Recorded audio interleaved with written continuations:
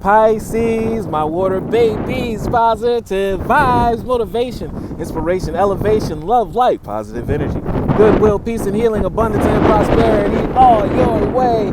Please like, share, comment, and subscribe. It has page been a blessing to you. Check out my LinkTree. Link is in the bio. I do have some special treats there for you.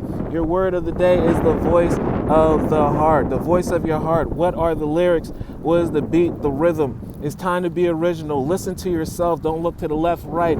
Your spiritual advisors, family, friends, foes, even your mentor, they do not have the answers. It was not a conference call. They were not on the phone line when Spirit came and told you, this is your gift.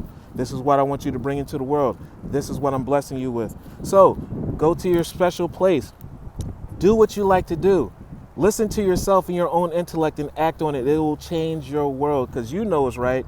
And you know everything that is working, even if the world is not saying it's working, you know that it's working and shall boost and blow up very soon.